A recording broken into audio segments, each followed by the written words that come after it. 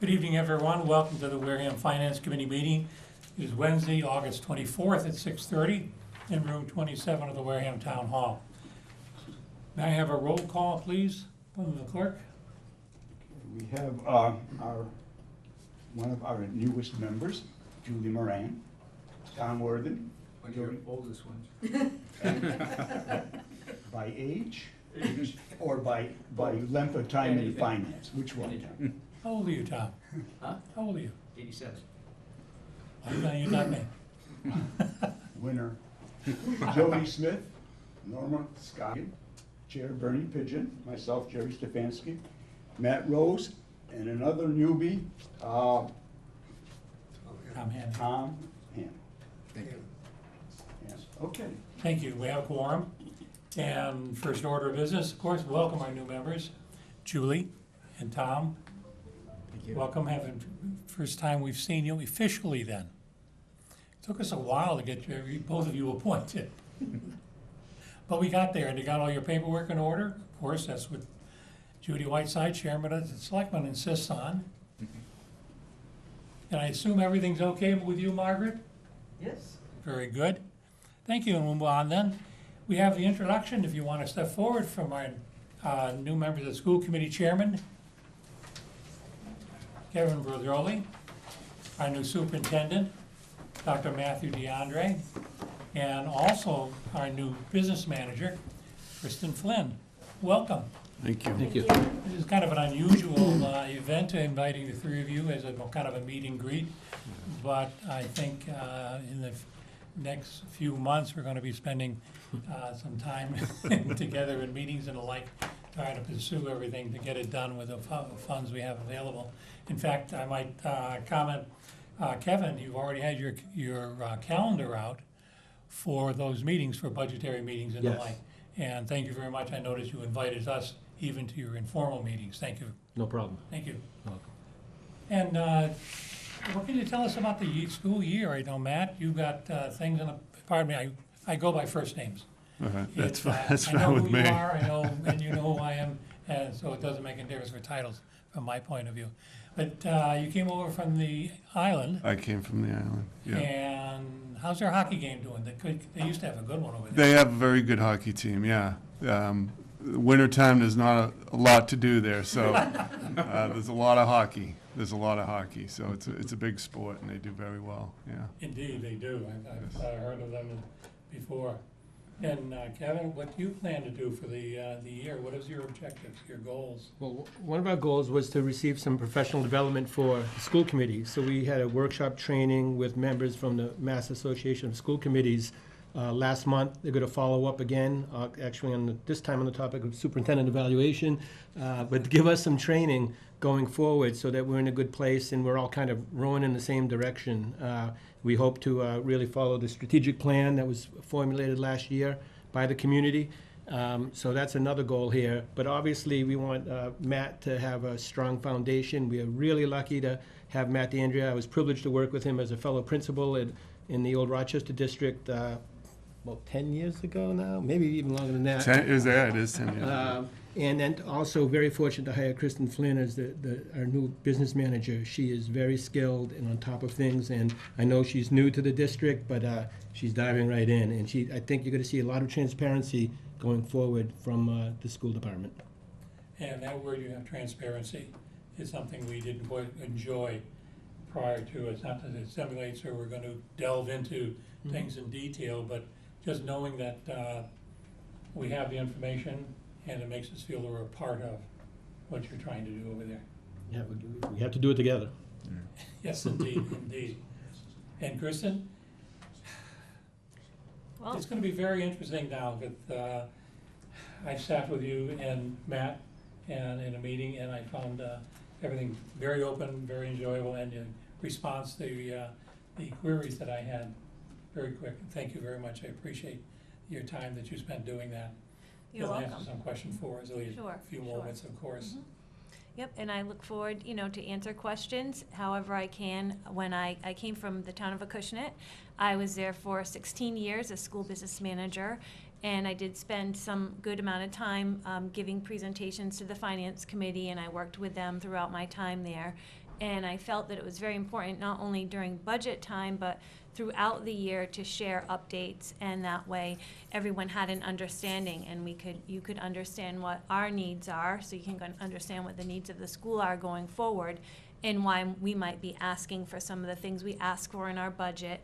And I'll do my best to provide information and explain. Right now, I'm starting to learn, the Wareham way of doing things. Every district is different, but I do have a lot of experience that I can try to fall back on, and everyone from the school employees to the town employees have been very helpful in the past 3 months, answering all my questions. So I'm very happy to be here. Thank you for having us. Thank you. Have any questions? Of course. You know me, I never sit here. A few things, and I'll start with the superintendent. I came from Martha's Vineyard and all that, and I got a couple concerns, but one of them, I was thinking about this. I don't want to make you think you're on a job interview here, because you're way past that, and we're glad to have you. But what would, if Wareham all of a sudden had a windfall of money, what would be the one thing you would look for the schools? You know what I'm saying? Would you want to upgrade the computer system? I'm just coming up with things. I mean, is there? If we had That's a good question. I'm just walking in. I'm 6 weeks in the job. Yep. I'm trying to really kind of learn the district again. I was here from '96 to 2006 as a teacher. So really, right now, I'm trying to focus on learning the district, getting to know the employees, building relationships, learning the budget. I want to really identify some issues. I really want to focus on is why we have a number of students going out. We have students that choice out. I've talked to a number of people in the district about their ideas of why that's happening, and so I really want to look at that. I think that's an important piece. We want to keep our students in the district. We want to build our athletic programs at the high school. We want them to be competitive. That also holds students in the district. Saying what I would do with a windfall of money is really difficult at this time. To do that. I'm sorry, I don't have a. No, I kind of thought that's where you were going to go with it. I was thinking to myself it was kind of an unfair question per se, but I just trying to get your thoughts, which you brought up my next point about kids going out, and I don't always sound it, but I think education by far is the most important thing we can do for our young people, and giving them every opportunity to succeed. One of the things that have bothered me since I've been down here, and I've only been in Wareham 5 years, so I'm still learning a lot, is I don't think the school department gives enough support to Upper Cape Tech. I think they were very, as far as accessing some of the kids, putting the program out there, in this day and age, anything you listen to is the trades are. So I'm not sure I understood. You said the school department. I'm looking at the Upper Cape Tech. I've met with them a few times, and they don't have access to maybe kids' information, or I should say students' information and stuff. Yeah. Like that, and I just hope going forward that. Okay. I think that's every bit as important as anything we have going out here. I mean, every kid should have an opportunity to succeed, whatever that endeavor may be. But thanks for being here. And the business manager, I have a whole bunch of things for you. The first thing, and it was like beating my head against the wall, where you came from. How did the software you use, or the computer programs you have here compared to where you came from? Well, where I came from in Acushnet, we used Munis, which is one of the more widely used software programs for cities and towns and school departments. And I'm very familiar with that. I was a department head in another town, Okay. which I was there for the training of Munis and everything else, but I've given up that fight in this town. It's very expensive, as you know, to put the program in and the licensing fee. I've been told different numbers, for the license fees and stuff, but.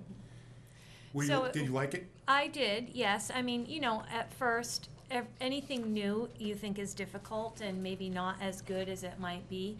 So when I first started in Acushnet, learning Munis was frustrating. But once you learned it, it was fine. And so the same thing with our program here, VADAR.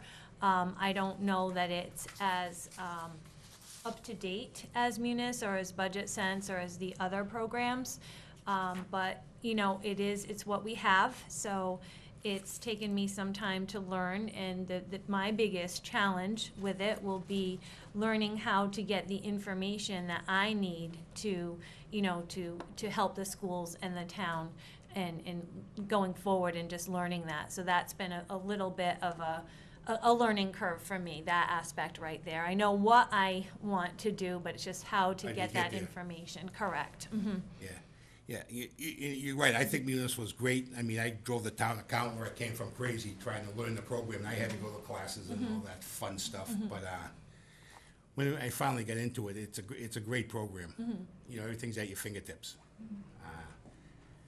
You know, production-wise, I think it makes an employee a little more productive. I might even go as far as say a lot more productive. It's faster. Oh, absolutely. There's a lot of waiting with VADAR while it processes, so for productivity, it is a little bit better. And the chairman's kind of touched on transparency. I mean, I've kind of made an issue about budget transfers, not being able to see them or see what's going on.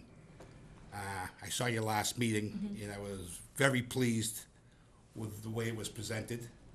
I had a couple questions on it, and I know I looked at this week's packet, wasn't online as of last night, maybe today. It's there, as of 1:30 this afternoon, it was I on. didn't look today, it was last night, you know, and hopefully the transfers are in there, because I think it's important. I mean, I like to see where things come from. And the other thing, moving forward, when we get into the budget process, I have a different way of doing things, which is unusual. If you remember, we had a meeting with the school and we did one on the site. I kind of dig a little bit deeper in salaries and things. I'm not looking for individual salaries and things like that, but I'm going to give you a heads up. I mean, I got the municipal one sitting here on top. I can look, you know, and see how many people are in every department, what the salaries are for those department heads, things like that. I can defend the town side budget in not blink an eye, you know, so I'm just preparing you. Sure, well, that will be our goal. I can for- tell you in my previous district, that's how I presented it, that's how we presented it. We, you know, if you saw the presentation, you heard me talk about the Department of Ed function codes. That's how schools have to report Yep. their revenue and expenditures. So everything will be organized in that detail under those account numbers. So that sometimes when you'll see the budget transfers because of the school committee policies that are around budget transfers. So for example, you're going to see one tomorrow night that we need to transfer money into a technology hardware line with some money that we got from E-rate. There wasn't money enough for that in that line for the hardware that we needed to buy. There was money in an instructional technology line per the school committee policy, and for most, this is what I'm used to as well, in most school departments, when you transfer from instruction, from one of the major accounts, instruction, to facilities, maintenance, technology, things like that, you have to have school committee approval. So that's when you'll see me present those.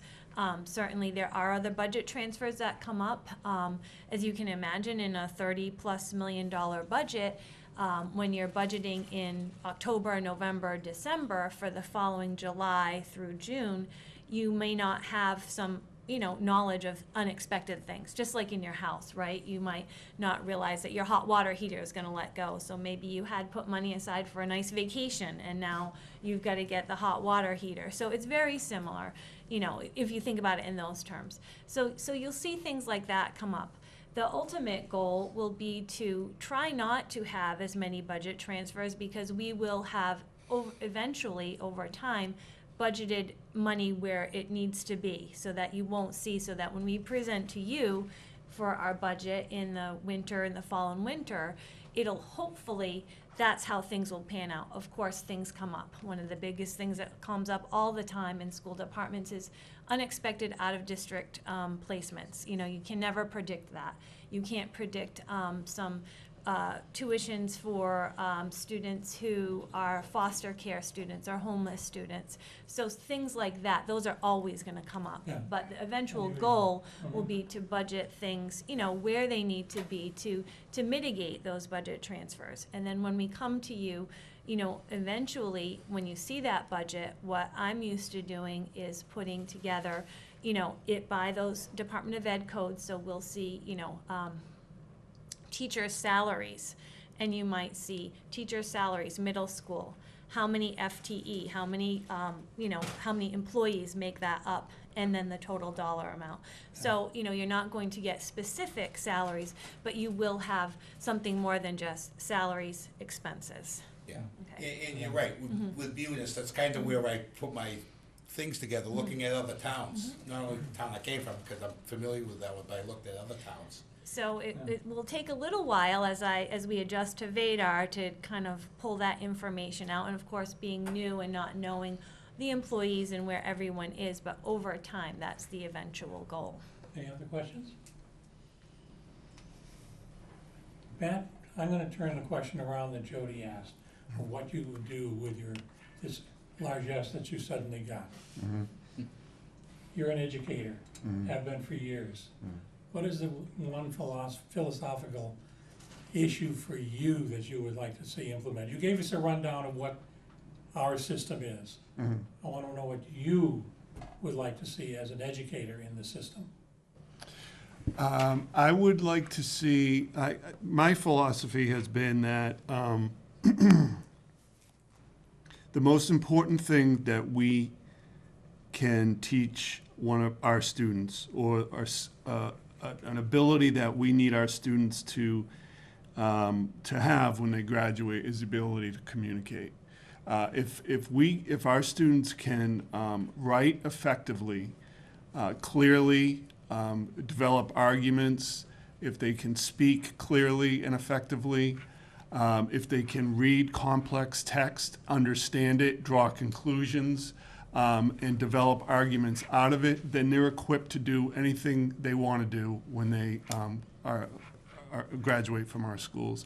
So for me, that's the most important thing that we need to focus on to make sure our students are able to communicate when they graduate from high school. Versus communicating with an Xbox or whatever. Yes, exactly. And Jody mentioned Upper Cape. We've toured them and had meetings with Roger and all. They have a very large honor society, National Honor Society. They've been MCAS rated 1 for 6 to 8 years consistently. And they unfortunately have had difficulty getting access to the students to make the students aware when they're making opportunity to make that choice, if they would want to try that form of education versus being in the strict education as we present here in the system. And I find that being familiar with the students, my grandson is in Louisa's granddaughter is involved in VOTEC, and having taken the tours and all, it's an astounding facility, and it gives them, those students who choose it, an extraordinary opportunity. My grandson used to be a C student. He transferred over there. He's in the National Honor Society now. And I think it's an opportunity, and we have the philosophy, both schools have the same philosophy as to how to educate students. It is the best one for each student. And working together, I think we can accomplish that goal. But to see ourselves as competitive, I think is doing a disservice to the student. And school choice, or even opting out, in some cases opting out for a better education, is perfectly acceptable. And I say you were successful in giving them the opportunity to evaluate that opportunity and take it. I don't count it as a loss. I count it as a benefit. You've given them better than you could possibly do, and you're doing the best you can. you have certain restrictions more so than they do, and anything else. So I would very much encourage you to allow the relationship to build with them. So on the island, I didn't really, we had a vocational section of our high school right on the island. So I've never, I didn't have to contend with having a vocational school district or vocational high school that we worked with while we still had our own high school. So this is kind of new to me, and I'm learning. I do know the superintendent over at Upper Cape, and I know that the programs, I've been at the building, it's a beautiful place, and I agree with you that there are students that's where they need to be. That's the type of education that works best for them. It offers them opportunities for what they're interested in doing. My understanding is that they hold a certain number of spots for students from Wareham. I don't know exactly how it works, that students need to apply to get in, and all the pieces of it. I don't anticipate seeing it as something that we're competing with them, because I agree with you that there are certain students that's the right way to go.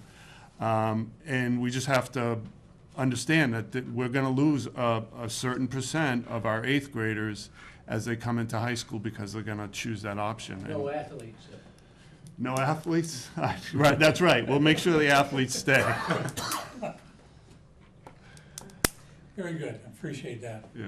I do have one thing. Yes, ma'am. So one thing as we're moving forward and as we're getting ready to come up with the new budget and so forth and so on, one thing I've been hearing from teachers and students alike, we have a brand new, beautiful elementary school. The middle school is beautiful, as you know. You're in there with the superintendent's office and school department offices. But the high school seems to be becoming the redheaded stepchild of the 3 schools. I'm hearing complaints from teachers and students that the HVAC system isn't working properly. Some of the rooms are too hot or too cold, or and even some of the fixtures in the bathrooms were broken all year last year. My youngest, we go into sophomore year over at the high school. This is my second child going through.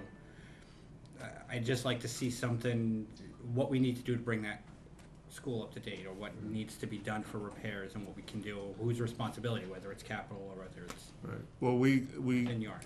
we are having the boilers replaced, so we have that. We're in the accelerated repair program with MSBA, so that's gonna help. We have Eric Trahan, who is the facilities manager, who's terrific, and he I'm working with him. We're looking on developing maintenance plans and capital plans for just exactly what you're saying. Make sure that what we have that's working correctly, we maintain, and we have some idea on some of the larger replacements that we're gonna have to make as we move forward. I know that there's a rooftop unit in the cafeteria that needs to be replaced. That's been, it's been Band-Aid on top of Band-Aid on top of Band-Aid, and I did speak with Derek a little bit about looking at how we might finance that. But you're right, it is the oldest building, built in '91, and so we're gonna have to make sure that it's properly maintained. And please, fix the lights in the auditorium. Margaret, sitting behind you as the moderator, would appreciate it. We sitting on the stage would appreciate it. And for those like Tom and I, who are up maybe in the stands, having to come down those stairs with no lighting. Well, to my understanding, that was being done over the summer. Do you know if that was? It was pretty dark in there today. We met in there today. So I'm not sure exactly what the issue is. So I can't give you a good answer on that yet. But I know it's something that's been a priority and they've been working on, but have been able to. I did talk to the building principal a little bit today about that, because it was still dark in there. Not as dark as it was at town meeting. But apparently the bulbs that you need to go in there will keep bursting unless there's a bigger fix. So I don't want to get ahead of myself, but it's something we're going to have to look into, because it is, I think, going to be a bigger expense than they initially thought with just simple.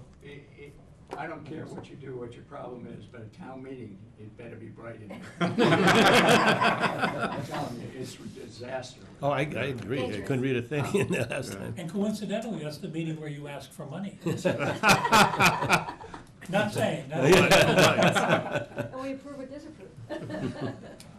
Right. Any other questions? Just one more comment. You touched on the sports in the town stuff. Being involved in football for 40 years and officiated in every town on the South Shore and all the way out as far as Natick and Hopkinton and Holliston. And salaries make a big difference with coaches. I know it's a money thing. Don't get me.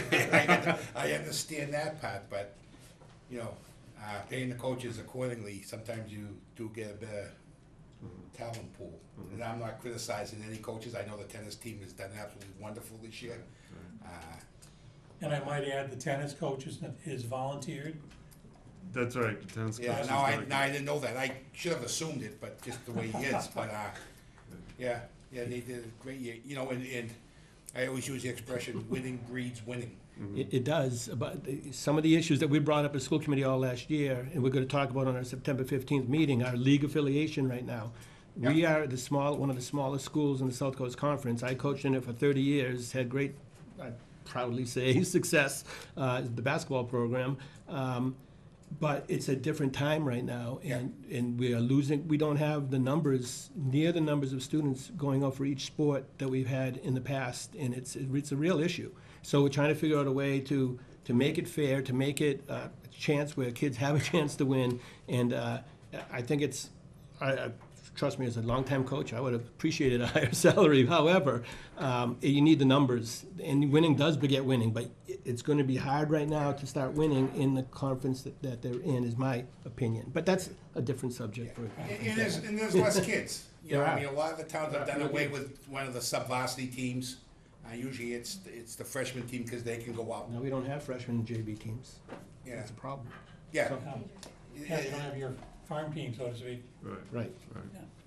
Well, I thank you. Any more comments? Thank you very much, but don't go yet. Yep. The next issue, we were inquiring as to the cost on furniture and fixtures account with the building committee and the number of charges that we've been seeing against that particular account. Our concern was that, for one, whatever they are, and some of them are, I would say, fall within the operational category and/or duplicate equipment that is already in the system, we're paying for that for 20 years, no matter what it is, whether it be a lawnmower or kitchen utensils. That's going on the borrowing. For every 100,000, it's 36,000 over 20 years at 3.5 interest rate, or at every 10,000, it's $3,600. That is an issue for us. That's a concern for us. When we sat between Matt and Kim, Kristen, we realized, or I realized, a lot of the items that we see on these, in fact, the selectmen see on their warrant, don't realize it was actually ordered last year in September, July, August, September timeframe, before the school was even open to complete some of the purchases in the furniture and fixtures account. Now it's being delivered, and you're seeing the invoices coming up, and they are what we feel possibly are operational costs that should have been done through the budget and not through this borrowing. And everything we borrow, as I said, we're paying for 20 years. So as an example here that I have, that Kristen has sent out. There was an item for, let me see. There's custodial services for one. Custodial supplies. There's rental of a trailer. Good grief, we're gonna pay for that. There's a lawnmower. Well, we had a lawnmower at Degas and Minot before we got over there. Things of that nature. On the second page, the first page and second page, there's two different lines for custodial supplies. Of course, everyone jumps to the conclusion, Well, we got toilet paper, paper towels and the like. That could be something totally different. I'm not suggesting it isn't. The detail though, however, can be misleading.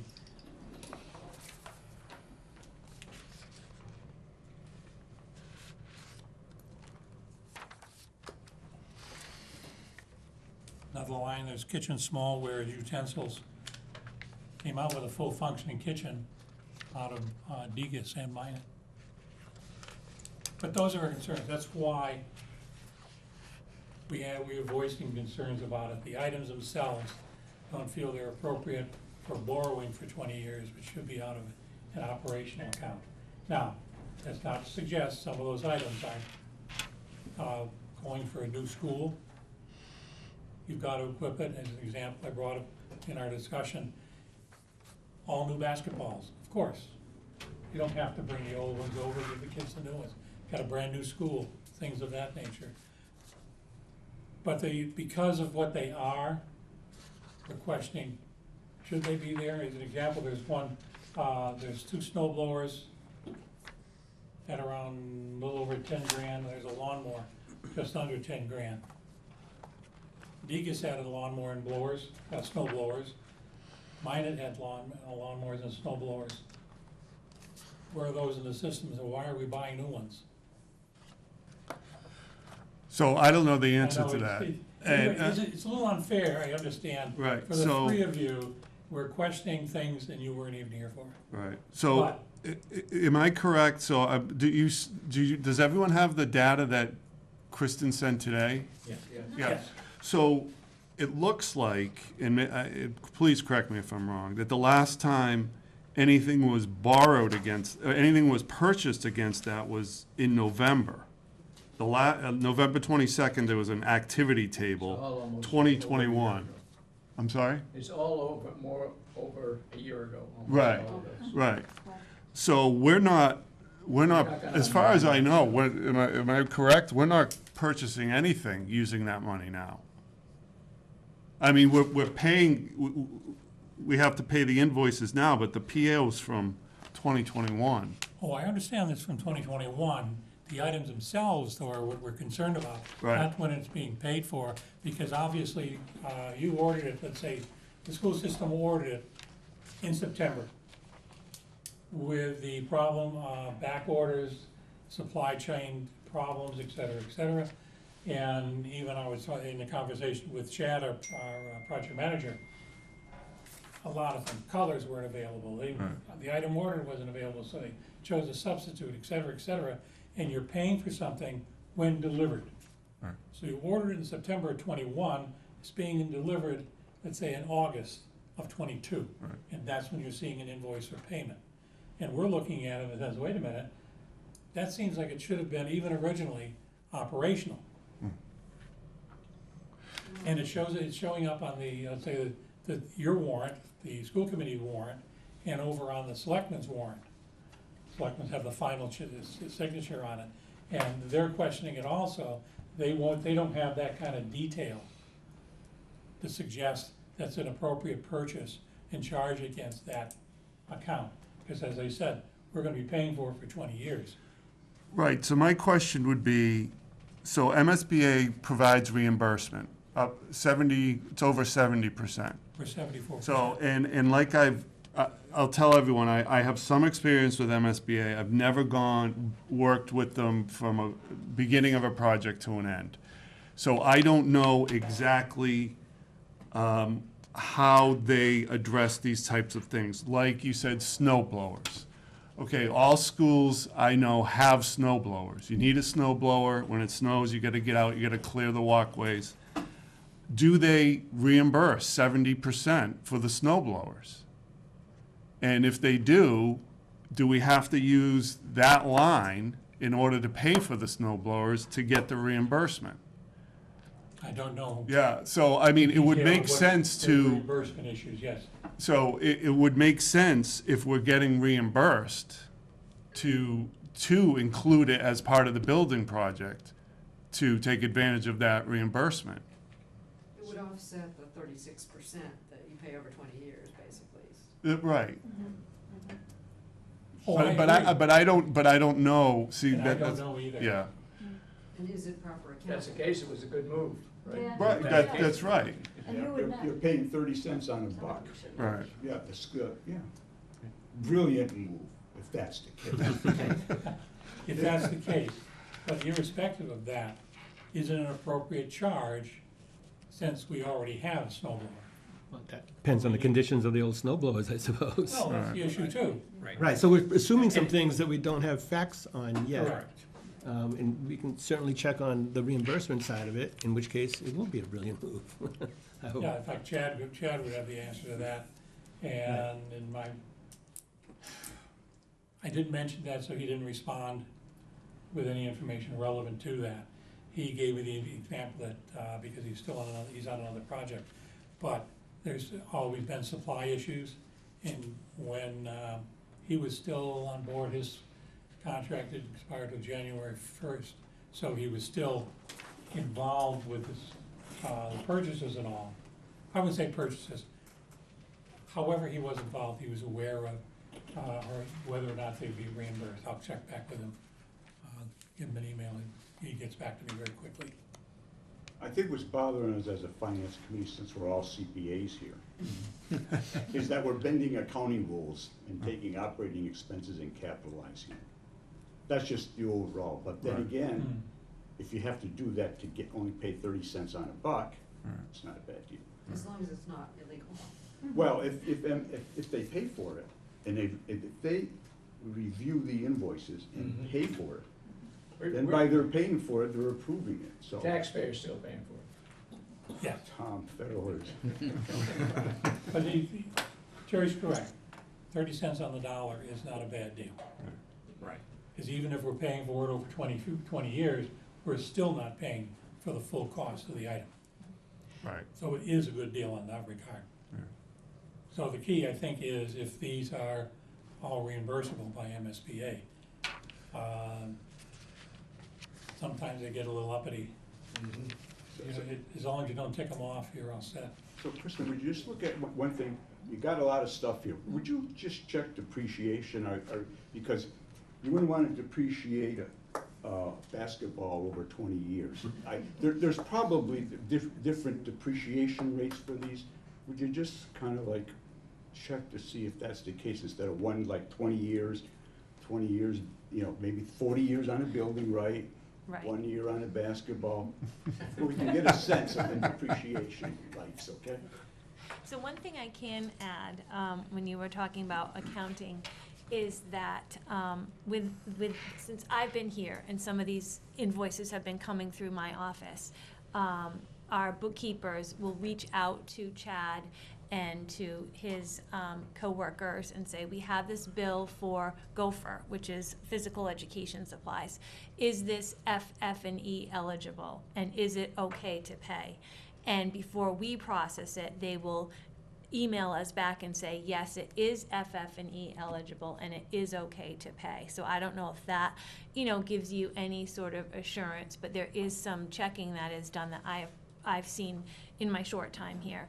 One thing that in talking with Chad, and I've had the occasion to reach out to him on several occasions, and he has always gotten back very quickly with a very complete answer. So I said to him, you know, we're struggling with FF&E definition and whether it means it's reimbursable or not. So I said, can you just give me, you know, a layman's definition of FF&E? So he did, and he said basically what we know: fixtures, furnishings, and equipment. He said, and this is what from his email. Basically, if you turn the building upside down, anything that would fall out lands under the FF&E category. Okay. This would include furnishings such as student or teacher desks, so you saw some of those on the spreadsheet. Chairs, we saw some of those on the spreadsheet. Area rugs, we have some of those on the sheet that I provided. Storage bins, cafeteria tables, lecterns, music risers, I know I saw some music risers, music stands. Equipment might include maintenance items like a scissor lift. I think there was a lift on there. Lawnmowers, we had a lawnmower. Custodial carts, floor scrubbers, I know that was on one of them. Athletic equipment, etc. Very rarely do we have anything that would be considered a fixture hitting this cost account. Those are usually captured in the construction budget. So he said in Wareham's case, I can't think of any fixture that landed in the FFE cost account, as they were all captured in the construction budget. Now, I will tell you, like Matt, I do have some knowledge of MSBA projects. We did a roof in Acushnet. It's currently, they were working when I went home this afternoon, so hopefully it's going to be done in the next few days. But what I can tell you is that, you know, everything, it goes through the budget, the MSBA budget that's approved, and then the reimbursements go through there, through the project manager.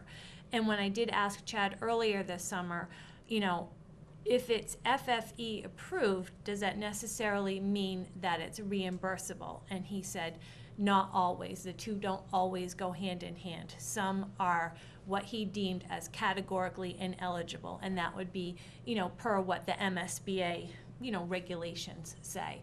So I don't know if that provides any further clarity, but he said some of it can be. And what that means is that, yes, they've gotten advice from bond counsel that you can use the bond proceeds to pay for this, but it doesn't, so that part is okay, but it doesn't necessarily mean that when it goes through the MSBA, the pro-pay system, where you seek reimbursement, that it will be eligible. So it's pretty stipulated. So there may be some things that are eligible for reimbursement. There may be some things that may not be. I think with regard to the bottom line, based on what you just said, is we're looking for the evaluation of what is not. Because therein, as Sherry has pointed out, then it's not a wise purchase perhaps, based on what it's gonna cost us to borrow to pay for it.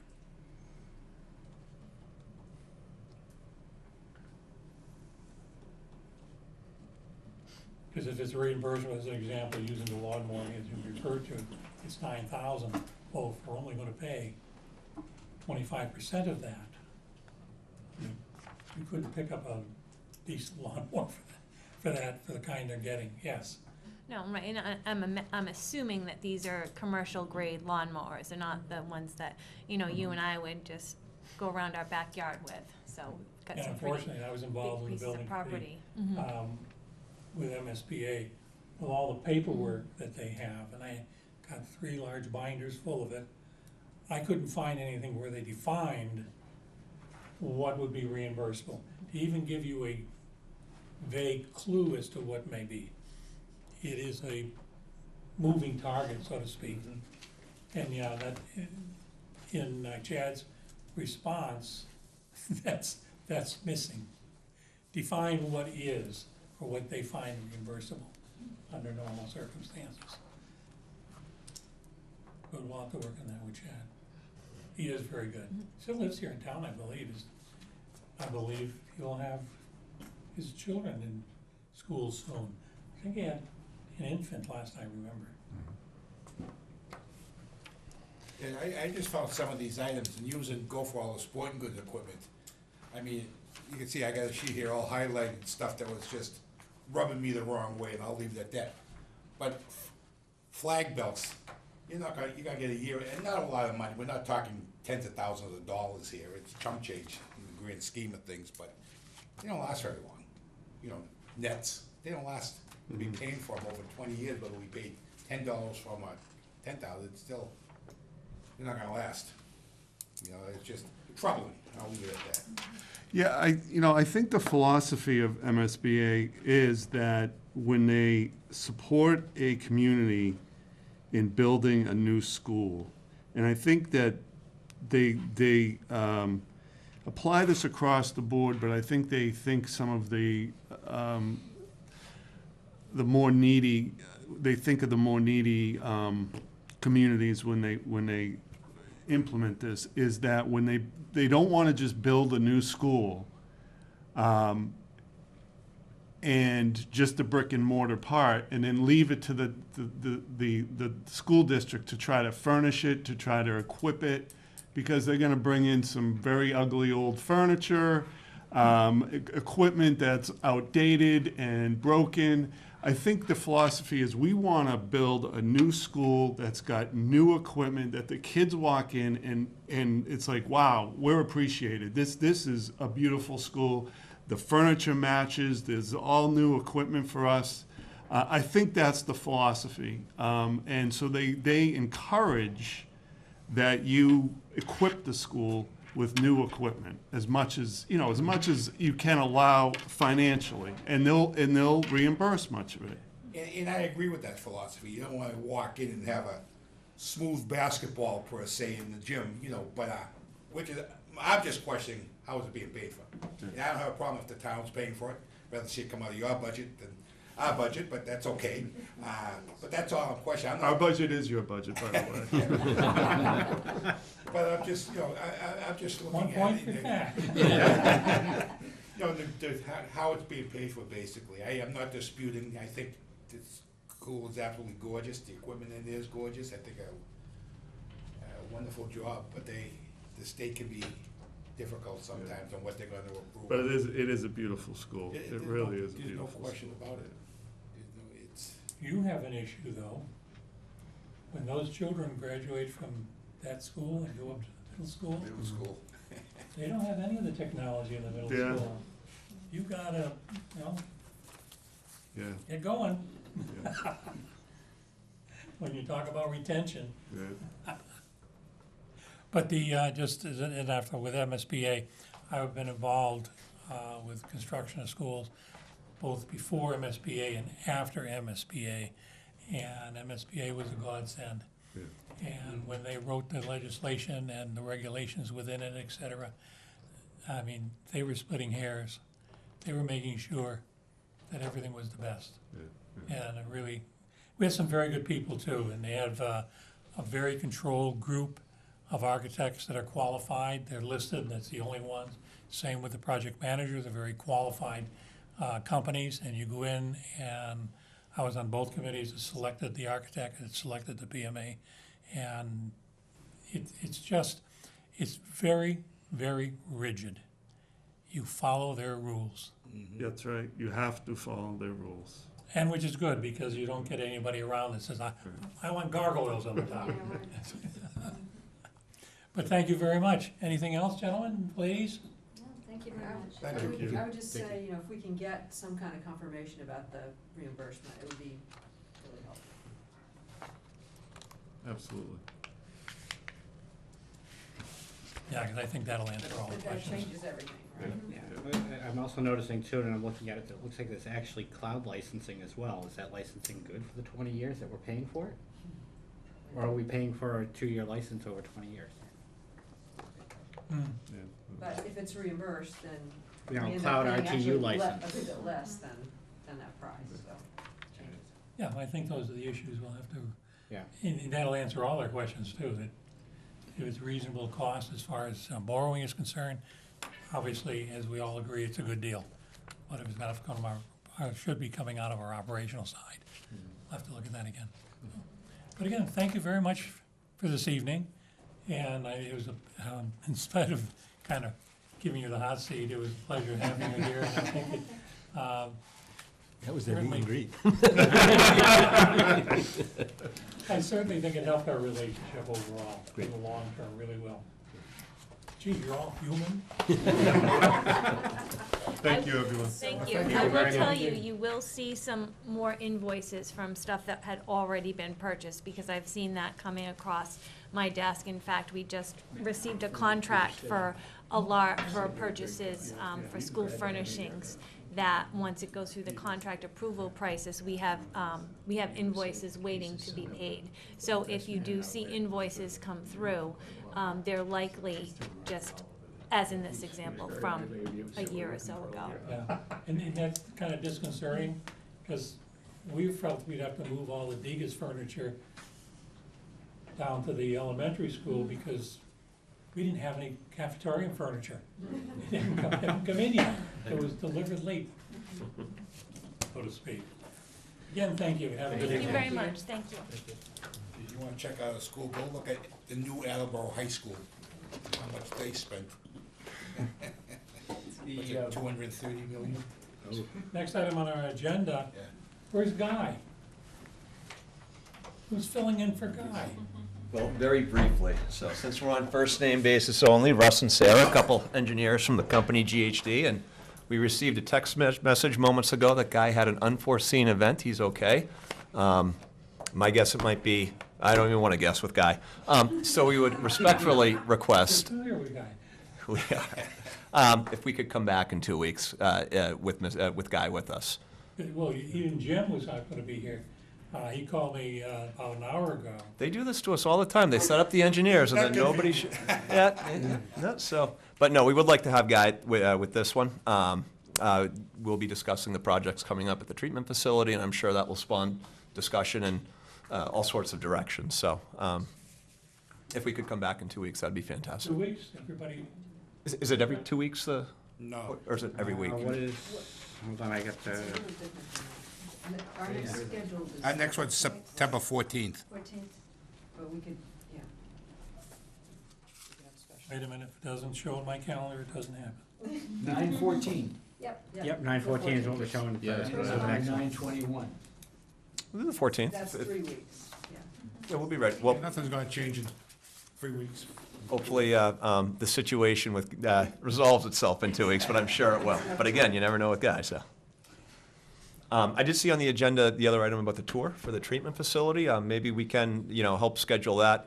Likely myself or Sarah would be accompanying Guy on that tour. Are there dates that the committee had that they'd like to come down and see, or? I was gonna check with Guy.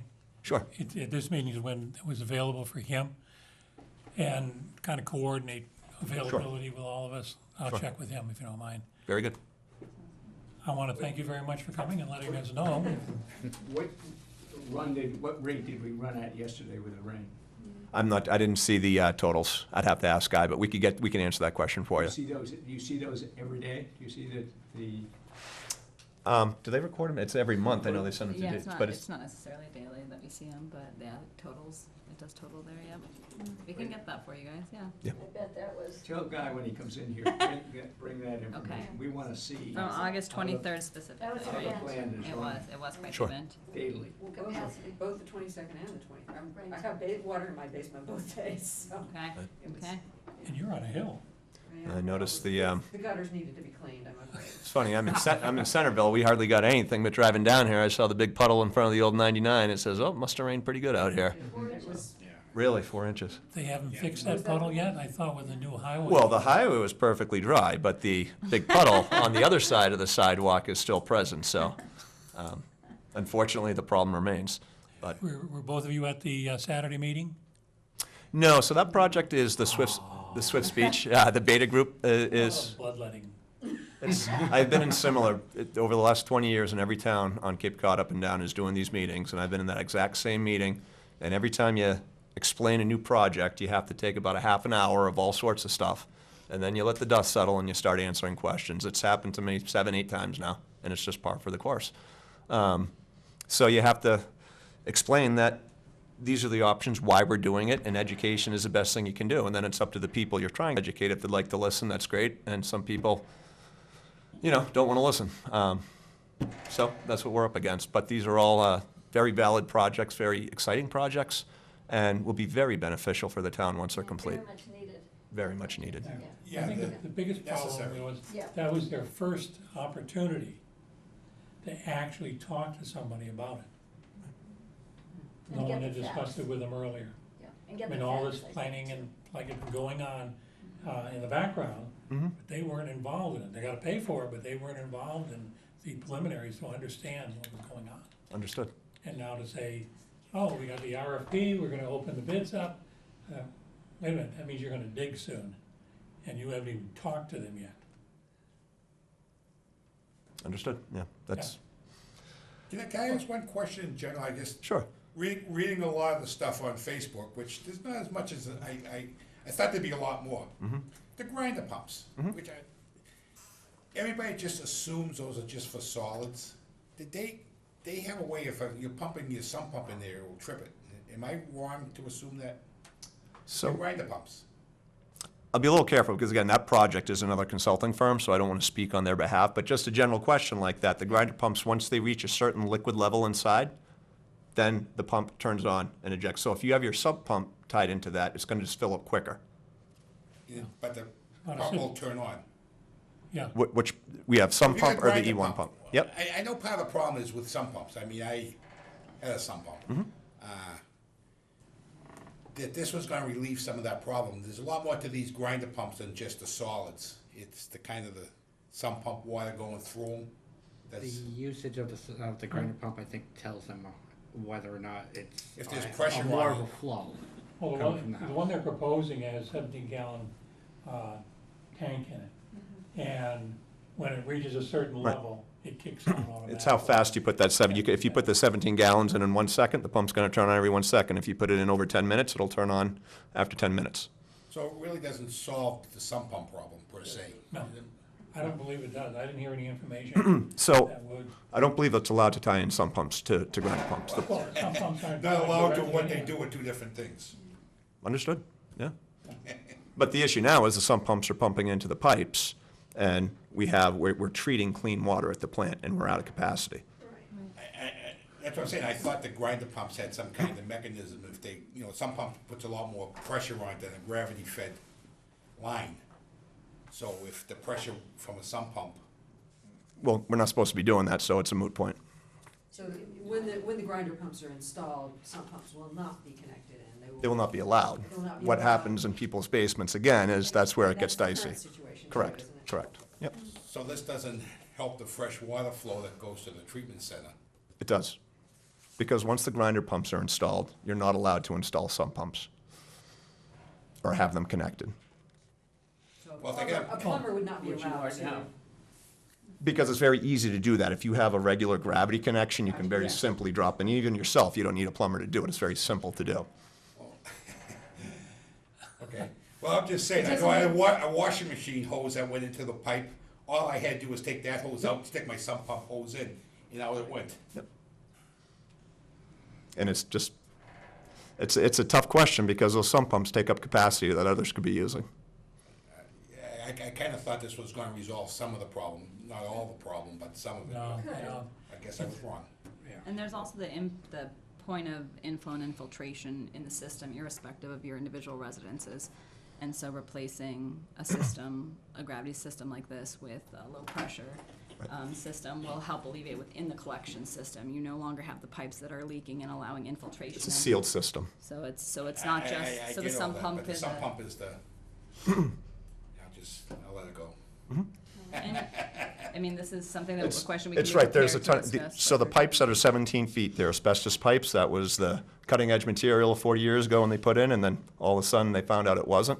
But the asbestos gets very punky when it's in water, it deteriorates. So you have these pipes that are down there that are sold with a lot of, when the water table is high, you get a tremendous amount of infiltration. The water table has been low for the last year or two, so we don't see those levels of infiltration. But when we had the nor'easters in 2018, we had 3 of them in March. The rainfall totaled only 3.08 inches, and we had overflow after overflow after overflow because the groundwater table was high. We had about last year we had 7 inches of rain, 7.7 in Wareham. I believe there's an article, just had 4 inches. No overflows because the groundwater is so low. Once that groundwater comes up over these pipes, there's a tremendous amount of fresh water coming in. But once the groundwater comes up over the pipes, it also comes up over the basement foundations, which means you have water in basements, which means you have sump pumps. So the town takes care of what the town can take care of in the road. So by putting in a sealed system, they no longer have to worry about the inflow and infiltration during times of high groundwater. And then when it's converted over to grinder pumps, that eliminates, hopefully should eliminate the sump pump connection. I believe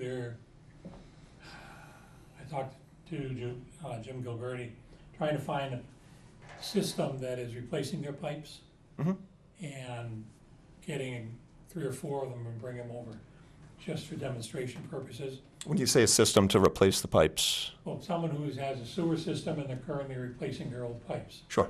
such as we have now, and to bring them over, put them in front of the office or whatever, to give them an idea of what it actually looks like, how We have- deteriorated it is.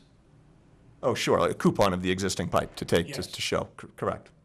Yep, that would be I've used those in presentations in the past, especially when you look inside a water main that's 8 inches on the outside, but you cut it in half and it's about 1.5 inches on the inside. They do make good presentation tools.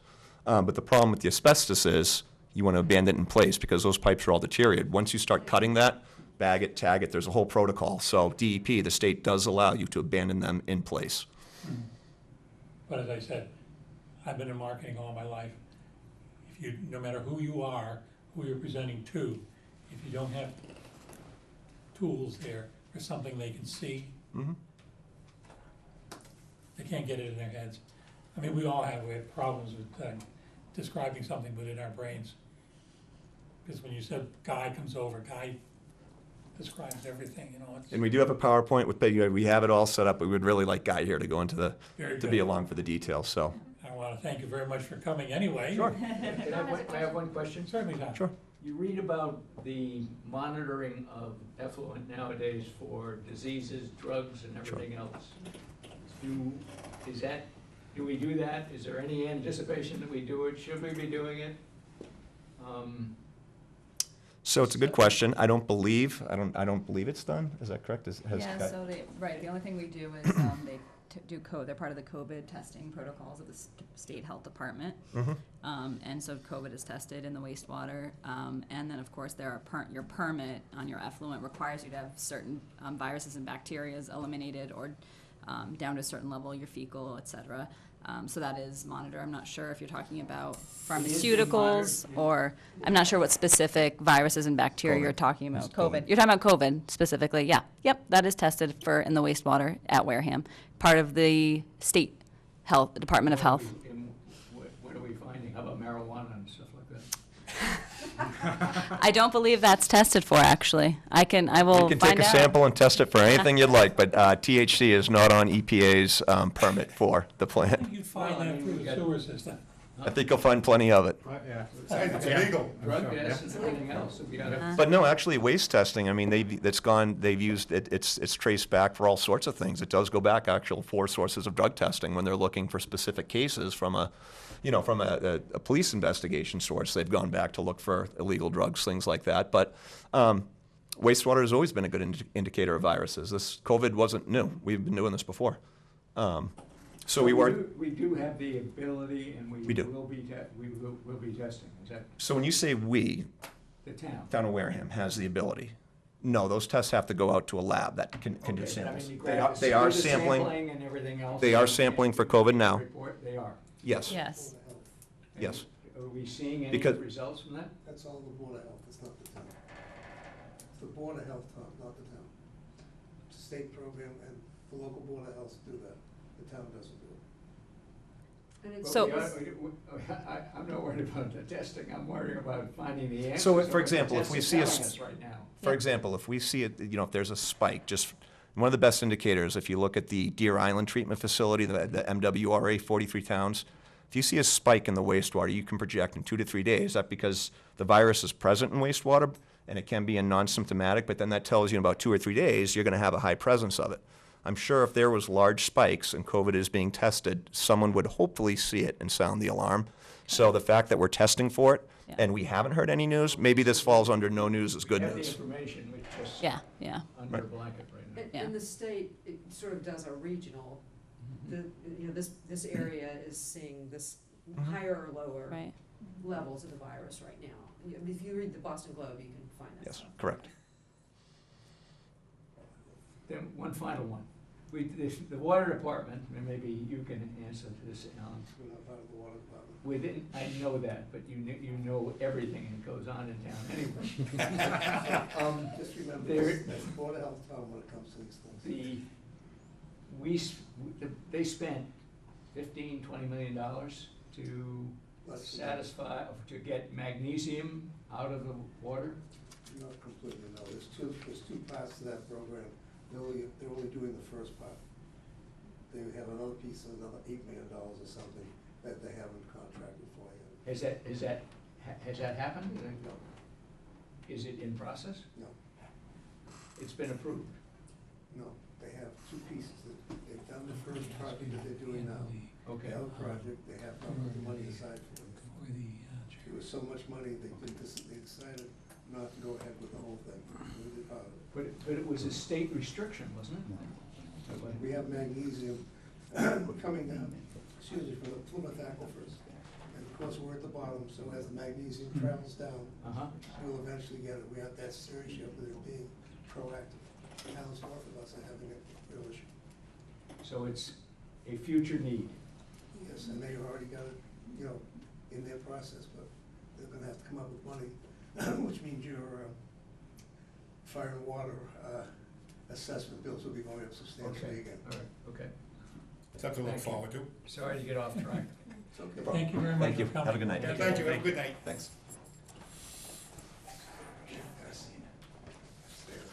Okay, reschedule them 3 weeks, I think we agreed.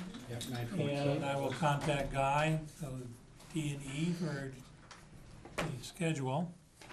And next item on our agenda is acceptance of meeting minutes for April 13, June 29, and July 13th. So moved.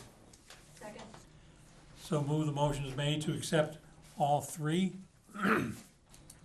Any concerns, changes, or questions? There being none, I'll throw a vote. All those in favor say aye. Aye. Opposed? Thank you, unanimous. No, excuse me, I can't say it's unanimous.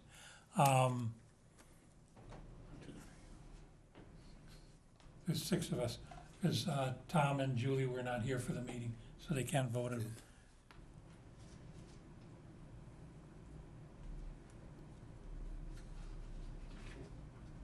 6-0-0. Actually, they can vote. The chair says they can't vote. The state actually came down and said on minutes, they don't have to go and review them, they just affirming the minutes, that's all. Happened last night at your meeting. At selectmen's meeting last night, town council confirmed that, just so you know. Well, we don't have town council here, so It doesn't matter if you violate the state law, it's up to you. Either way it passes. either way it passes, of course. Thank you. Next item is approval of the annual membership dues for the Association of the Town Finance Committees. This is an organization, we are a member, it is a subsidiary organization of the MMA, of which Alan is a director. And the Association of Town Finance Committees, on the board, I am a director. I move to approve. It's the amount of $286. I move to approve the membership dues of $286 for the Association of Town Finance Committees. Second. Motion, Well, it goes towards Alan's salary. Sorry. You gonna give me a raise again? the directorships have a lot of perks, I want you to know, yeah. Yeah, sure they do. Travel the boss. Okay, the motion made and seconded. This provides us with a lot of information from the legislature through the MMA. They also sit as our, argue on our behalf of a number of issues that appear before the legislature, one being our most favorite, the budget. And they represent us and do a very good job, I think. And we usually, as the ATF does, meets every month. We have training sessions going on this fall, which I would encourage you to look at, and I'll make sure you get the information. MMA puts out a very large meeting, a convention in downtown Boston, which I find very interesting to walk through.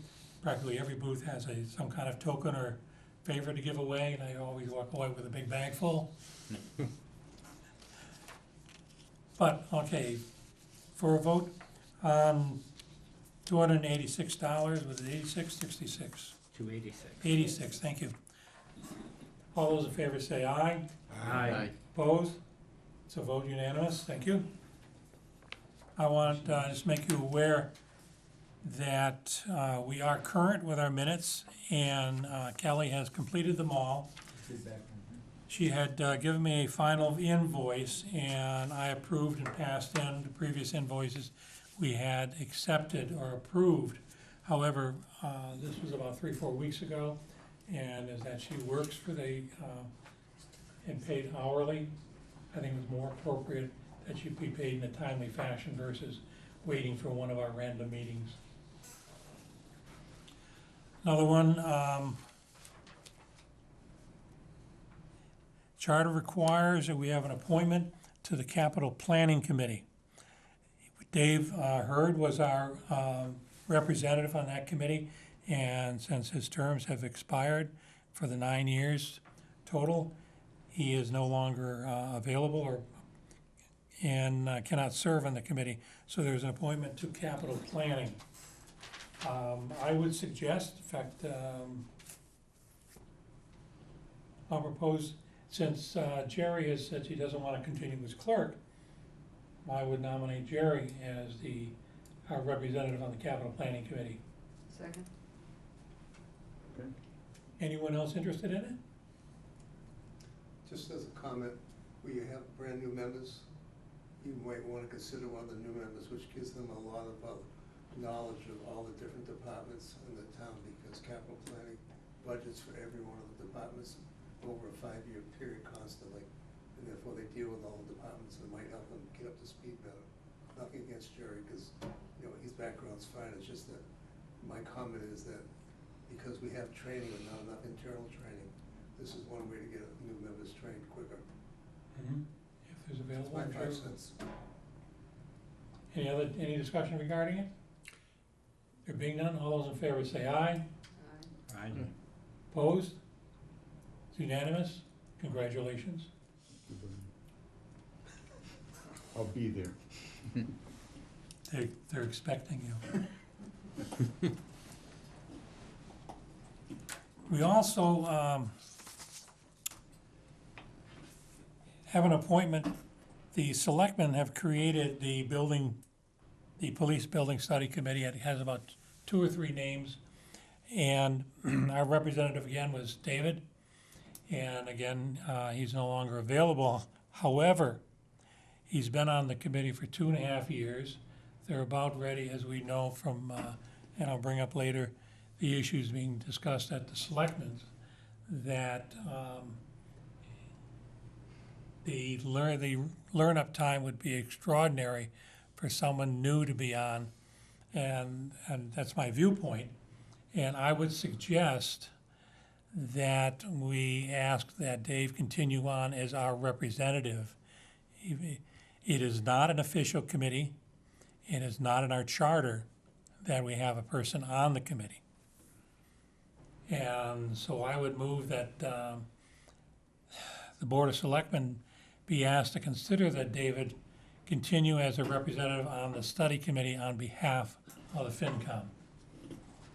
Yeah, I agree with that. I think that because it's a pretty important number they're gonna come up with at the end of this, is somebody from this committee should be on top of Dave, and in addition to David, should be on that committee just to be ears. The selectmen have determined how many would be on the committee and from where they originate from. And there's 5 positions, I believe. One of them was Finance Committee. And as I said, they've been at this for 2.5 years. For one member of us to get up to speed on it, to fill in, I think. Would it make sense to have one of us monitor it in Yeah. some way? I mean, As what- opposed Well, to being David would on the be our, committee? he would be our representative. Yes, but I as mean, his language sort of says. shadowing him a little bit, Yeah, we could to designate be someone getting up to, to speed. yeah, designate someone to do so. Yeah. Although there are only 5 members allowed on the committee. Yeah. Well, anyone can attend the meetings, though. Anyone indeed, yes. 5 voting members. Yeah. And I think it makes all the sense in the world to keep David in there, because for better or for worse, I can see that kind of coming to an end, hopefully in the near future. Yeah. Huh? I said hopefully. We basically, probably 2 weeks ago, decided that Patrick Tropiano would represent us on the police study committee because of the timeframe. Yeah. For those of you who didn't see the selectmen's meeting last night, we already voted to go ahead with Mr. Sullivan's project immediately, so I'll get myself in a lot of trouble tonight, but basically, the police study committee most likely be defunct immediately, or Yeah. very close to that. So to be concerned about who's gonna be on the committee, I think at this point is irrelevant. That's kind of what I was saying. I can see it's So time. close, yeah. Yeah, I saw the meeting last night, so that's, It's done.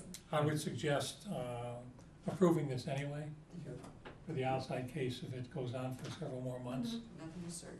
No. Yeah, that's we for sure. monitor. Well, pay And taxes. regardless, I have no fear that they would report back to us anyhow, so. Indeed he would. Yeah. Okay, motion's made and seconded. Any other discussion? There being none, all those in favor say aye. Aye. Opposed? It's a vote. I'll let David know.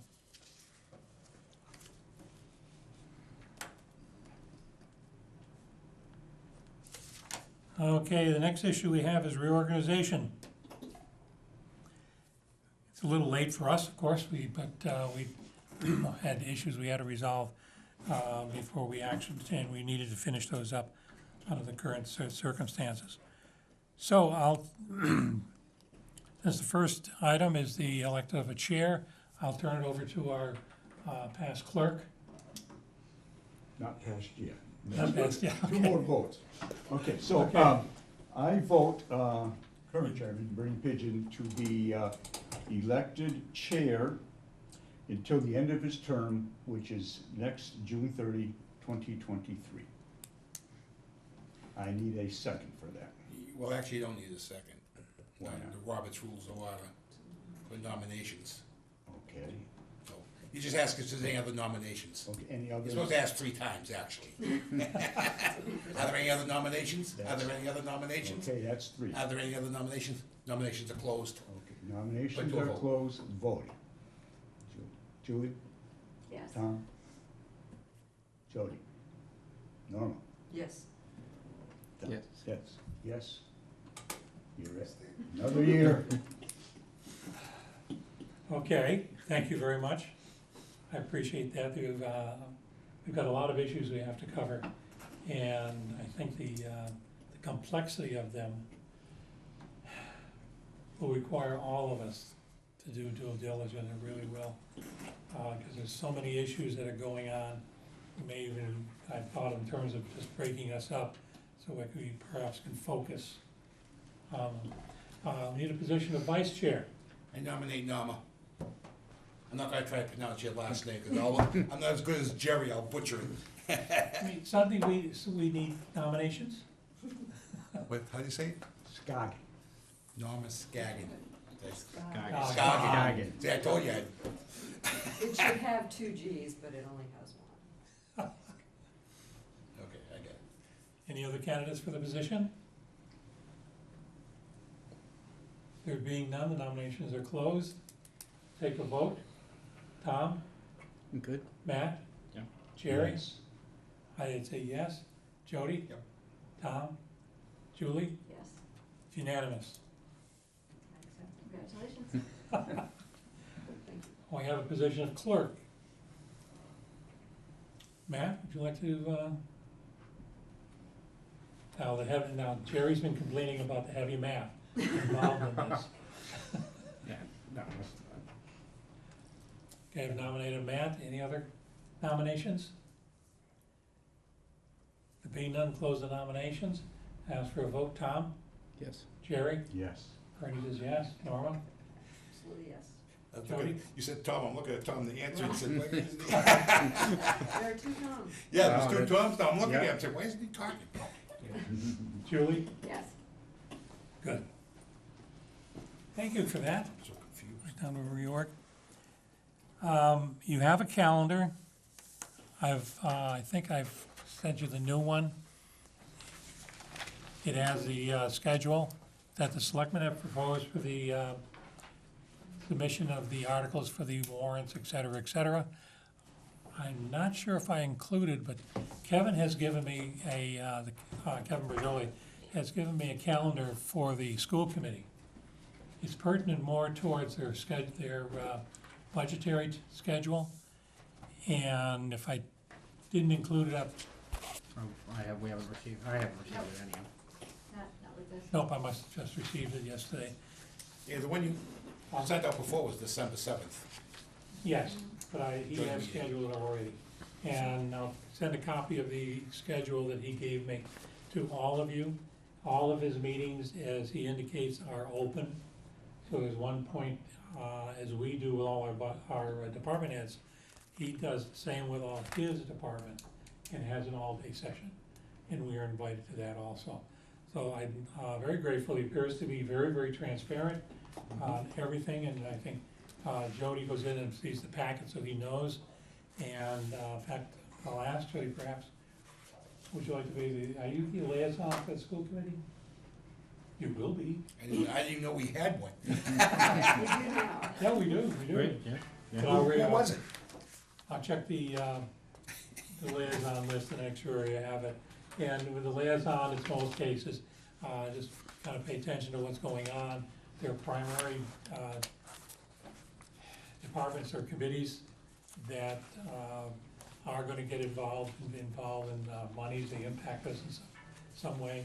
And it's nice that we be aware of what's going on. There'll be a new list out for number of members. I think it'll include Tom and Julie with their phones and emails. And I think we'll have to go Okay. over the liaisons again. yes, and I have a note here that, did anybody or everybody see the selectmen's meeting perhaps last night? An interesting part of it would be the latter in the administrator's report, in that he has some pictures of this building, the parking lot, with some aerial drone footage and kind of outlines where the proper boundaries for the police department, if it were to inhabit this building, and pieces of the parking lot where they would do the parking, because they obviously, if you've ever been through here, things go on at the school department, football, baseball, general parking itself, this lot is always full. And to be able to find more parking and isolate it with exclusive use of the policemen is difficult. I haven't seen anything in the internal layout of the building of how they may put different departments. I'm not sure they've even gotten that far. Nadia, I can't think of her last name, she worked on, or was a member of the building committee for the Wareham Elementary. She was the representative architect, and she's been working with Derek, I believe, for preliminary outlines of where to put parking, et cetera. She's also done a lot. She originally was working with the steering committee. She's probably still there, of course. But then when they had the arrangement of the offices within DECAS, the various wings, how they're gonna utilize them, what departments, she was helping Derek with that for the layout and all. She was doing very good. And I think they have, it's easier to move the town offices into a building than it's to take the police department and move it into a building that has 70,000 square feet. A large piece of it is in the auditorium, and it's got, what do they call it? When you have air rights. There's at least 3 floors within the auditorium itself. So I don't believe they've gotten that far as to how they might do that. But the, last night, the selectmen authorized Derek to go forward with some formal planning. So I would imagine now he'll hire a consultant to assist him to make sure with the internal to this building, the police department have all their needs served properly, and his experience in that, et cetera, et cetera. And other than that, is there anything else anyone has, wants to bring up? No? On people have asked me about, obviously, at the end of the day, it's all about the money. You know, the only number I've heard is 40,000 plus for a new school. Police station. Be interested. You got 1,000? 40 million. 40 million plus. Be interesting to see when he brings a consultant in and he brings engineers in. I'm not really sure what he needs to see. I'm sure it's gonna be a tremendous savings. Be interesting to see what it is. Yeah, there's been a number. That's down the road, though. Banged around, but there's no definite. Yes, Alan? When you're done, I have a few things to give you from the selectmen back to the finance committee, on the school, a few other things, if you have the time. Go right ahead, we're almost done. Okay, As far as the project, the project will go forward as Mr. Sullivan listed. We'll continue to use, since money was, designated for that particular consultant group out of the marijuana money. As far as I know at this point, they'll be using them as well for the actual project going forward as listed last night. The parking is no issue because there's parking down on the high school side as far as the games go. People are just gonna have to learn that they're not gonna all park up here because it's the easiest. They're gonna have to park down there. Kennedy Lane will be opened back up for basically people leaving, so take care of the cars coming in with parents dropping off students. Everything has been already thought of. Mr. Sullivan has not done this on a rush. This has been a well thought out program. It's the first time I've ever seen Wareham do an integration of at least 4 or 5 actual projects all at one time together, taking properties that we own rather than buying property or building anything and reusing them the proper way to make this all work. So just so everybody understands, there are no loopholes. The police chief has completely signed off on it already as well. So Is there a sort of anticipated timeline? Yeah. I imagine it's gonna take a year or a year and a half. And the projection, and don't hold me to it, the police station conversion here will probably be $10 million versus 40 million. The Diga school conversion is pretty simple. I mean, the only thing would have been better if it was a completely rectangle building with nothing inside. But even there's not a real problem as far as the ancillary products and all. So just so you understand, what you saw on Tuesday night was something that was well thought out, was explained to actually the chair of the police study committee didn't know what was gonna happen weeks ago. It was not a surprise. He actually met with them. It was never brought out to the public, which was kind of disappointing because the members of that study did a lot of hard work and basically never knew. Now, as far as the school and MSBA, there are loopholes in the MSBA program where you can slide expenses in. It's just the way it's written. The problem that I have, and Bernie knows about it, is I've talked about this for quite a while. We told the residents of the town of Wareham we were gonna borrow $90 million, which is what we have the bands for. There's only one band left that John Foss has, everything else has been used. My concern is exactly how much is left out of $90 million, because we promised people we're on the budget, etc. I think the residents have a right to know what's really happening. The other thing is the MSBA pays 70% of allowable bills. Everything that goes in there is not allowable. So we need to find out exactly how much money has come back from MSBA versus how much has actually been borrowed on the bonds that we have to pay. Because again, I'm looking as a fiduciary responsibility as a selectman to the residents who would like to be to take care of those expenses that should be paying. And also there's items in June, July, and August that are not on this list that have come through. Some of them have been rejected by the town accountant because I've been after them every day. And for me, as the selectman who actually goes through the bills, I've refused to sign any school bill that basically comes through that says minor capital account since January. Because there's stuff on there I don't believe it's correct. I also am not sure whether everything here actually goes to the minor school. I'm not sure what stuff gets diverted to other places. I'm not trying to be nasty, mean, or anything else. Just looking at what's correct, what's right to do. None of us here have any idea what's really happening. No matter what you have, this doesn't tell you anything. No. So I made a formal request to the town, just so you know, this is not a game. Looking at that list, though, I had a real problem, because I went through this with one other new school where I came from, and that they're gonna approve a lot of those items on that list. I know there's loopholes in it, and there's things, you can ask for anything, that doesn't mean you're gonna get it. No, but there is unfortunately loopholes. Yep. A lot of stuff got closed off back, I don't know, I'm probably wrong, 4 or 5 years ago at least. Newton North built a high school, and they built it for $260 million. They broke the bank. And all of a sudden, they finally put some rules in about controlling costs. So basically, they have, if you want an elementary school or middle school or high school, they have a model. You can pick from those models, and there's a dollar amount. So that's what we're working with. The concern is that we put out there, we're way under budget.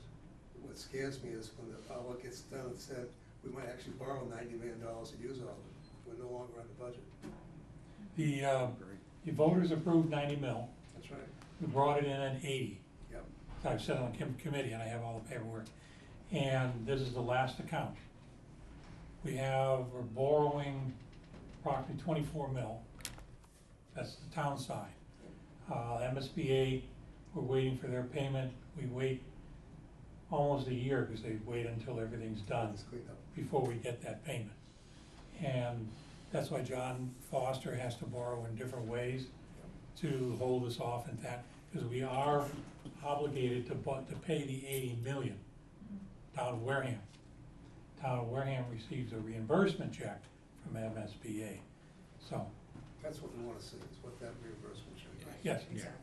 Okay. I And agree. out of 20, so if you subtract, just broad numbers, 24 from 80, because that's approximately what the final is in the cost now. And if you want, I'll have to dig it out, because the building committee hasn't met since October last year. As we were done, school was opening, et cetera. And I spoke with the, Jeff Sweat, the chairman of the committee, and asked him what was going on with all these charges, because they should have been, no one, from my point of view, over there has the authority to spend this money. As the MSBA, when they build a new school and they give you the wording of the votes that you have to put out to the voter for an override, and what we do internally, and the contracts we sign, does not refer to the school committee at all. It's to the chief executive officer, who is Derek. In any of the contracts that Mount Vernon or PMA had with subcontractors, et cetera, that needed to be signed, they had to come over here to Derek. No one from the schools committee or the school system has authority over that.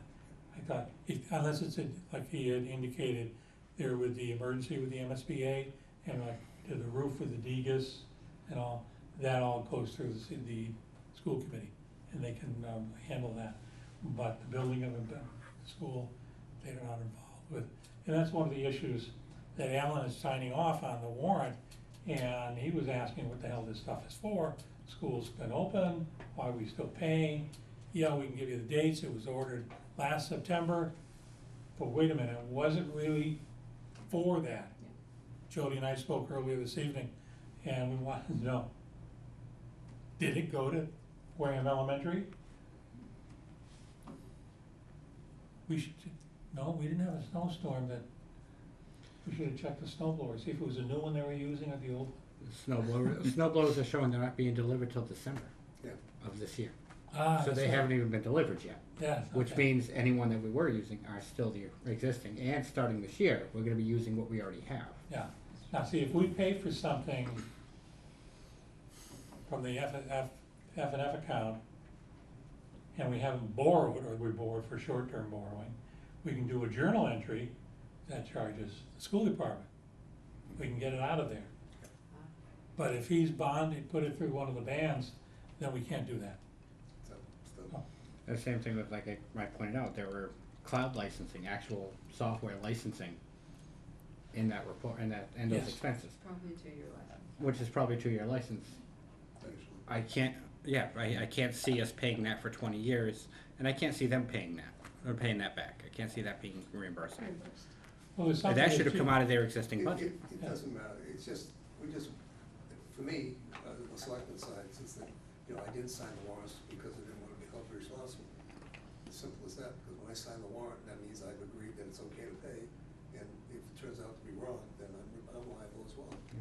So I'm not signing for something I can't.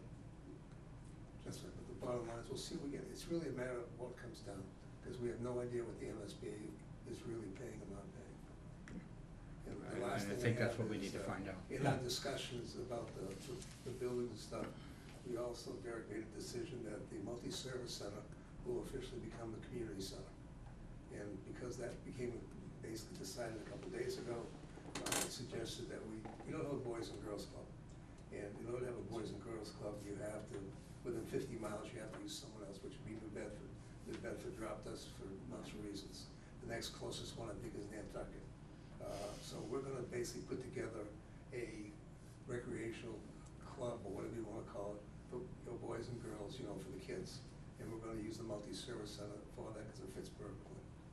We didn't make an official announcement last night, but that's what we're doing also. So we're basically taking care of the police, we're taking care of the town hall, we're taking taking care of the council on aging, giving them actually more than what they expected. And we're taking care of the other area with the community center, including also a club for kids. And that's a lot of stuff to do at one time. All we have left, unfortunately, is the water pollution control facility, because right now, there's no economic development going on at Wareham, because there's no sewer hooked up available.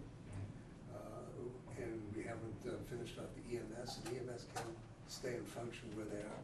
They have no problem moving anywhere. The fire department made it very clear to the police study committee, to anyone going to their meetings, they had no intention of moving. They weren't interested in any project that Wareham had brought forth. They had a joint meeting 3-4 weeks ago. Yeah. And anyone who went to that meeting should have walked away saying, well, they don't want to do anything. As a matter of fact, if you go down to the fire department, right to the central fire, you've seen them gonna build a wall. Sorry, I'm laughing. They're building a wall around the police station down there in case of flooding. That's how they're gonna protect. So they the plan to building. stay there for a while Yeah. because of that, yeah. Yeah, and they basically, the previous, chief, basically Rowley, said very straightforward to me, we're not moving. I'm gonna build a wall. I said, what happens when it floods? You're gonna be an island all by yourself. Good decision. You know, the station, from my point of view, they can stay where they want. I was just disappointed they didn't want to merge their dispatch. That's still a possibility when when the police station comes here, there's no reason you can't have a high-tech dispatch and ask them if they'd like to take care of that. I think the problem I had, I tried to explain to them before was, well, we don't want to give up any of our employees if there's a central dispatch. My answer back was, take the employees that are working the dispatch and put them somewhere else you need them, so you don't lose anybody. But that was one of the reasons they were fighting. Yeah, or even if they put them in the dispatch room, because right now, when you dial 911, you get our police station.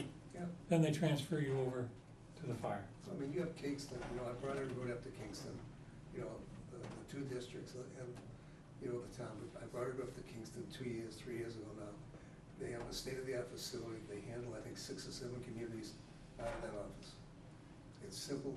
It's a shame. Every 3 years, the state gives them so many millions of dollars to upgrade their equipment. It's all paid for and everything, but we have people that have silos that don't want to let go. Yeah, Everybody wants to. and I've seen I've been in facilities like that, and they are state-of-the-art. And they're deliberately constructed to become a regional. There are 8 of them that takes care of the state of California. Actually, it's 2. Well, it would give our citizens They're down to better 2? service, actually. They basically, they have 2 in I mean, we are not recognizing technology is available. Right. I mean, it's just It's New ridiculous. England, we don't like change. I'll leave it at that. Or efficiency, apparently. So Or that's, efficiency, apparently. so that's what's happening there, obviously, we're trying to develop downtown Main Street to put a boardwalk and try and turn Main Street over to the waterfront if at all possible.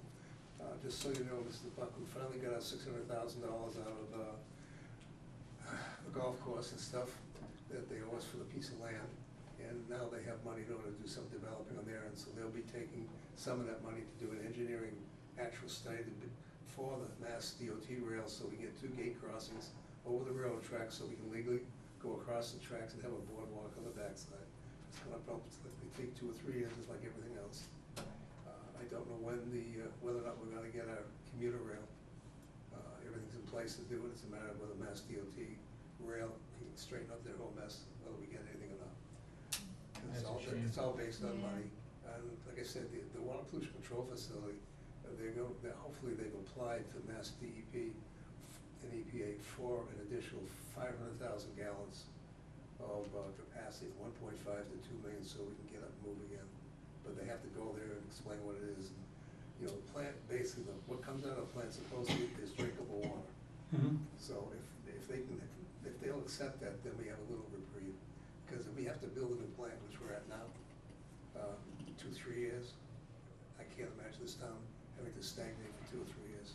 Yeah, And so what I've done, again, through the selectmen, is I've approached our congressman to ask for $60 million for basically an earmark for a new water pollution control facility. I originally asked for $142 million for a regional system, which was gonna go back through our plant, go back out by the canal by the Mass Maritime Academy, which they have an outflow permit allowed. Unfortunately, the Buzzards Bay Coalition, which was heading that, has not followed through. So I'm no longer pushing that. Because there should be money in the infrastructure bill, is that where? you're There's money in talking the about? infrastructure bill at the federal level, but Yeah. you have to get someone to sit there and really ask for it. So you're asking The for ARPA, some the ARPA money, as Keating? you see there, requires a lot of requirements in order to get the money. It's not like the CARES Act, which they basically gave that away Mhm. because of the COVID. Yeah. So, yeah, we're looking at it, but the Talking federal to Keating? government, the federal government has decided how to handle it. Massachusetts has a whole bunch of ARPA money, they don't know what to do with it. They're putting it together to go and apply for it. And it's a use it or lose it too, if I recall. The biggest concern with the ARPA money is the government may, what they call, take backs, they may take the money back at any time as possible. Yeah. It's not moving. So, that's what I've done so far, I want the selectmen to do. Just so you know, what we voted on last night, we're not changing our mind, we're not going back and everything else. This is going forward. Thank you. Thank you. Helpful, thank you. Any other comments anyone like to make before we adjourn? Motion to adjourn. This has been it's been a fascinating meeting, lots of challenges, but thank you for, I think I'd speak for Tom too, thank you so much. This is Likewise. gonna be an interesting year. Yes, it is. Yes. Yeah. I'm sure, giving you one or two more meetings, you'll be as talkative. We have a representative, Jody is for talking, but, I mean, no. I heard the Judy. I'll second the motion. Motion made and seconded. All those in favor say aye. Aye. Opposed? We are adjourned.